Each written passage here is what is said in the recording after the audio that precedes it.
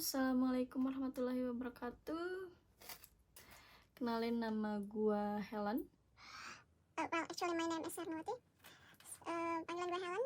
Gue sekarang lagi berada di salah satu daerah di United Kingdom, yaitu Suffolk.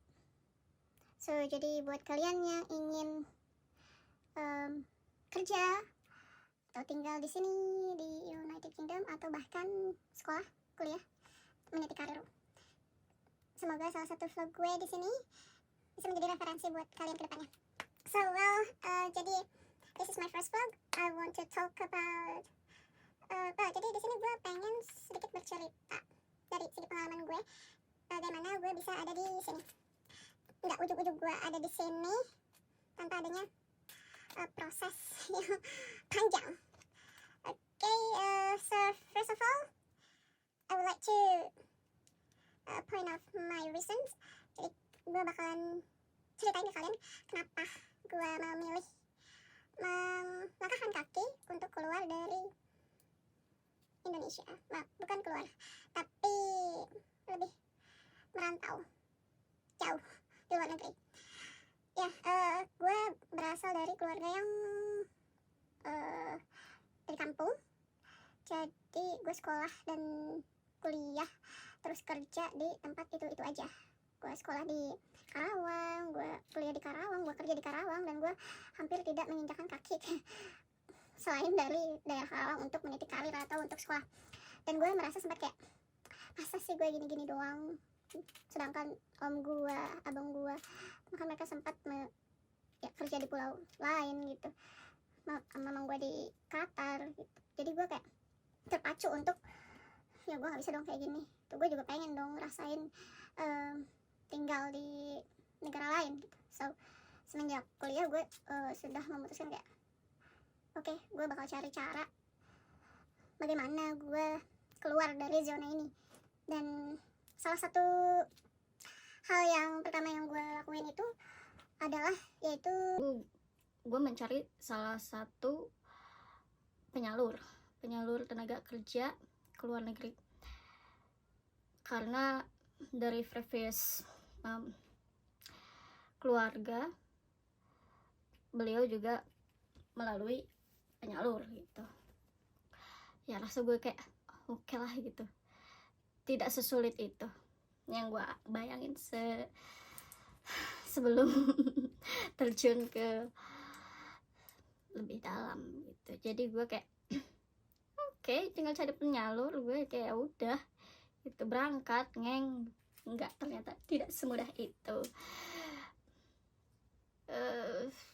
Waktu itu gue kebetulan lagi kerja di salah satu shipping company. Itu salah satu perusahaan pengiriman jasa. Gue di situ sebagai admin operasionalnya. Terus tidak jauh dari rumah gue yang berjarak paling sekitar 30 menit juga enggak gitu. Gue iseng-iseng untuk melamar apply di salah satu bagian Qatar Airways ground staff operational waktu itu.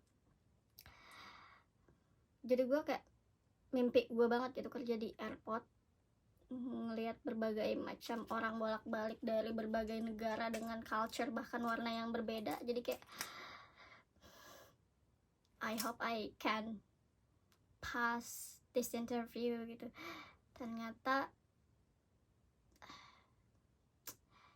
gue bukan jodoh gue di situ. Gue bakal spill namanya, nanti kalian cari tahu sendiri. Jadi penyalur yang pertama yang gue coba ajukan diri atau melamar ke penyalur itu yaitu di Bina Mandiri. Kalian bisa search Facebook Bina Mandiri atau IG apa. Yang pasti gue waktu itu melamar di Bina Mandiri Malang kalau nggak salah. Masih ada emailnya juga. Terus ini sama sekali bukan endorsement gue, jadi gue sekali lagi menekankan gue tidak dibayar untuk menyatakan ini, untuk mengendorse mereka. Gue sama sekali tidak ya guys, ini murni pengalaman pribadi gue yang bener-bener gue lewatin berbulan-bulan gitu, masa ke masa, dan akhirnya sampai titik dimana kayak gagal gitu. Kegagalan gue di Bina Mandiri ini, gue gagal 2 kali interview. Yang pertama itu yang tadi gue sebutin di ground staff itu, gue gagal pada saat interview user. Awal penyaluran itu pasti semua mereka itu melakukan 2 interview. Yang pertama interview secara admin atau interview dari pihak Bina Mandiri, terus kemudian interview user dari orang luar negerinya langsung gitu. Mereka mau melihat gitu, ini benar gak sih yang direkomendasiin dari orang-orang Indonesia ini layak gak sih gitu. So awalnya dari interview admin gue lolos, gue prepare dari mulai materi, terus kemudian gue prepare company, terus serta semuanya ya, kita prepare kayak pokoknya tugas dan kewajiban yang posisi yang gue lamar itu gue prepare. Sedih banget waktu itu. Ternyata pada saat, karena kantor gue itu sangat-sangat berisik di pinggir jalan, gue mencoba untuk pergi ke salah satu rumah teman gue itu, dan ternyata wifi-nya, terus keadaan background, pencahayaan, lightning, dan posisi kamar, posisi guanya itu secara keseluruhan gue belum siap di interview. Gue berterima kasih banget sama temen gue yang udah memberikan option untuk pindah ke rumahnya dibanding di kantor gitu waktu itu. Namanya Teh Ani. Kasih teteh. Tapi ya saat itu selang berapa lama, enggak nyampe seminggu sih, gue inget banget, sekitaran beberapa hari itu gue dinyatakan tidak memenuhi syarat untuk tahap berikutnya. Gue tidak menyerah di situ saja, gue masih di penyalur ini, di PT ini, gue masih kayak pengen terus gitu, pengen terus nyari yang lain. Gak apa-apa gitu, gue nggak kerja di airport, gak apa-apa gitu, gue nggak kerja di kantor, at least gue keluar dulu dari Indonesia, at least gue keluar dulu dari kampung gue gitu. Terus gue ngelamar di bagian posisi kedua itu sebagai harvest, pokoknya gue lupa apa namanya. Intinya pada saat harvest cucumber itu, coba di kalian klik pemetik timun pada saat panen di Polandia. Gue melamar di posisi itu, dan pada saat itu gue di bagian admin admin pengiriman barang gitu. Jadi gue udah sangat pede interview dengan user, oke gitu kan, walaupun bahasa Inggris gue pas-pasan, gak apa-apa, gue mau ke Polandia gitu, dengan gaji yang waktu itu kisaran baru 10 juta atau belasan juta gitu gaji yang mereka tawarkan. Gak apa-apa gitu kan, it's okay gitu. Dia bilang capek loh, kamu kotor-kotoran loh gitu. That's okay, my grandma and my grandpa is petani gitu, mereka juga seorang petani gitu. Kenapa gue gak boleh kotor-kotoran? Secara gue juga pernah melakukan itu. Dan akhirnya selang beberapa hari kemudian ya, mereka nolak gue dengan halus. Mereka tidak menjawab bahwa gue tidak memenuhi syarat. Gue memenuhi syarat mereka, cuman mereka menyayangkan karena posisi yang gue lamar itu tidak menjanjikan akan adanya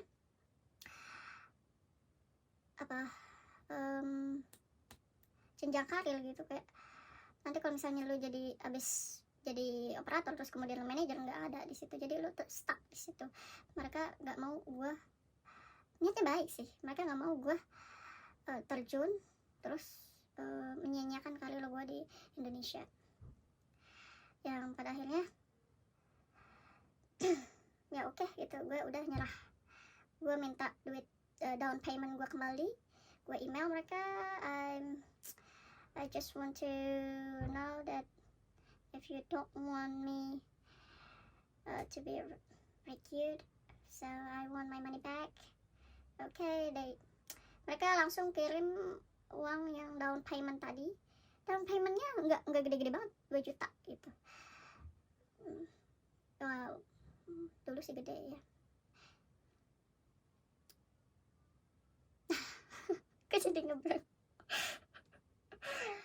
Ya terus ya udah gitu, mereka balikin uang gue itu 40 hari setelah email mereka menyatakan bakal mengirim uang gue kembali.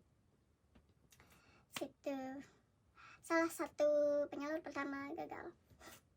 Tidak apa-apa, gue kerja lagi. Gue kepikiran, gue buka-buka IG, scroll, oke. Gue kepikiran apa gitu yang sekiranya masih gue bisa lakuin di luar negeri. Terus waktu itu kan lagi bukan lagi zamannya, waktu itu banyak peserta yang mengikuti program Ausbildung au pair gitu. Jadi gue mampir ke salah satu mampir ke salah satu penyalur yang berada di kawasan Jakarta kalau nggak salah. Itu namanya YIJ. Gue ya itu kan harus, gue terhambat di bahasanya, jadi gue harus memenuhi syarat mempelajari skill baru, bahasa baru, yaitu bahasa Jerman. Dan mereka itu menyediakan kursus bahasa gitu, skill bahasa Jerman. Jadi waktu itu tuh down paymentnya lebih tinggi daripada si Bina Mandiri ini. DP-nya itu yang gue bayar di YIJ itu sekitaran 5 juta. Itu untuk misalnya umur lo baru 20, terus lo booking buat tahun 2020 gitu. Dan ketika lo pengen di umur 27 tapi dengan harga yang yang umur lo 20 tadi gitu. Kayak booking satu kursi di price yang sama, kayak seharga 5 juta seperti itu. Dan ya udah, tanpa pikir panjang, gue punya duit gitu kan, nih gitu, oke, ajari aku bahasa Jerman. Nah jadi gue melakukan pembayaran itu, dikasih kwitansinya seperti biasa 5 juta. Habis itu ternyata prosesnya tidak langsung gue bayar langsung oke ikut kelas gitu. Tidak, ternyata kelasnya itu diadakan kalau nggak salah 3 bulan sekali atau 6 bulan sekali, gue lupa. Gue dikasih brosurnya, cuman karena minat membaca saya kurang ya, jadi saya harus menunggu. Setelah menunggu, oke, nanti tahun depan lah itu ikutnya. Secara insting udahlah tahun depan aja, tahun depan siapa tahu kumpul buat memperdalami bahasa Jerman ini. Ternyata uangnya belum ada. Lumayan juga karena waktu itu gue ngambilnya bukan yang au pair. Kalau au pair itu nggak terlalu banyak, jadi gue ngambilnya Ausbildung yang emang agak sedikit mahal aja. Dan gue belum bisa nabung sebanyak itu. Gue post niat gue untuk tahun 2023 itu gue bulan bulan April apa Mei, gue lupa. Terus ya udah sampai sekarang kayaknya gue cancel gitu, cuman ya karena itu sistemnya booking seat, jadi duit gue tidak kembali. Ya nggak hangus sih, mereka bilangnya nggak hangus karena gue sudah at least menaruh nama gue setahun 5 juta itu. di browsernya sih ditulis gue dapat buku atau apa gitu, tapi gak tahu, belum ada kiriman apa-apa dari official resminya. Ya namanya juga usaha. Sambil gue ngumpulin duit waktu itu, akhirnya gue nemu salah satu iklan. Kayak gue emang mantengin si IG mereka ini sejak dulu gitu, cuman kayak mereka nyarinya perawat mulu gitu, sedangkan jurusan gue bukan perawat gitu. Sedih banget gue pas gue nemu kayak all mayor, gue langsung kayak kesempatan gue gitu. Gue langsung apply di posisi ini, terus langsung gue ya udah gitu, gue interview sama salah satu officer di Binawan. Gue spill langsung ya, Binawan. Namanya kalau nggak salah Cindy. Gue waktu itu interview sama Kak Cindy. Interview gue pakai bahasa Inggris seperti biasa ya kan, bla bla bla bla. Oke. Tidak ada kabar, gue digantung. Kayak ini sebenarnya gue lolos atau enggak gitu. Kalau lolos ayo gitu, enggak gue resign gitu. Ternyata tidak semudah itu prosesnya. Mungkin karena banyak yang ingin melamar posisi itu, jadi seleksinya juga enggak cuman sekedar satu orang terima gitu, ditampung semua, enggak. Jadi berhubung gue penasaran, sangat-sangat penasaran, gue datang langsung ke gedungnya di kampus Binawan University. Gue datang langsung, gue nanya, ini sebenarnya gue lolos atau enggak gitu ya, pakai bahasa formal dong. Ya, I just want to know if I pass this interview or not. If not, well. Terus ya waktu itu Kak Intan bilang ya, kalau kamu melakukan pembayaran, kita bakal ajukan rekomendasikan kamu untuk di interview user waktu itu. Ya udahlah, bayar tuh waktu itu untuk down payment, ya menyatakan kalau kita siap untuk interview user waktu itu. Lupa bayarnya berapa, 5 juta juga sih sama. Udah tuh, setelah ketemu sama beliau langsung transfer di situ juga. Udah gitu. Saya pengen langsung interview user sama orang Inggrisnya langsung gitu. Interview research company, terus research apa namanya ya, seperti biasa kewajiban, terus tanggung jawab sebagai nanti karyawan di sana. Interview tuh langsung sama usernya. Udah interview, akhirnya oke, diterima gitu. Udah diterima waktu itu, kita ada pembekalan skill. Karena basicnya kita saya sendiri bukan perawat,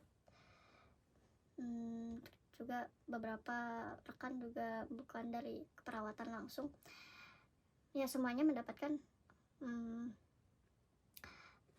pembinaan gitu, bimbingan,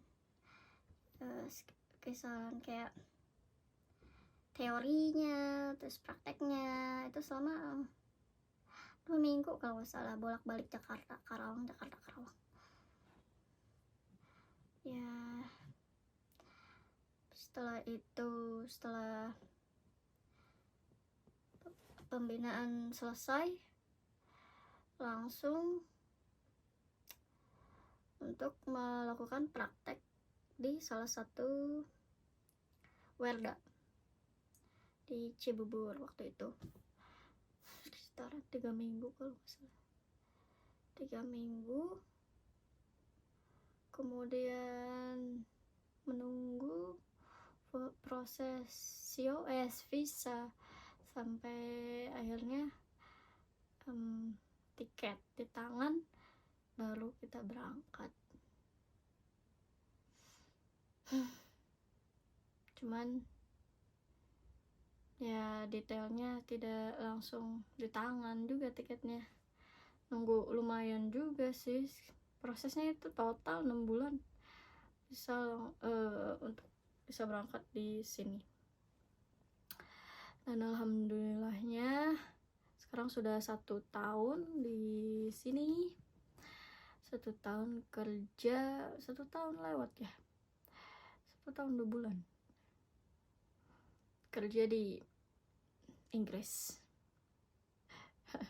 Culture shocknya banyak. Oke, segitu aja. Buat yang mau tanya-tanya silahkan komen di bawah ini. Oke, thank you semuanya. Assalamualaikum, bye bye.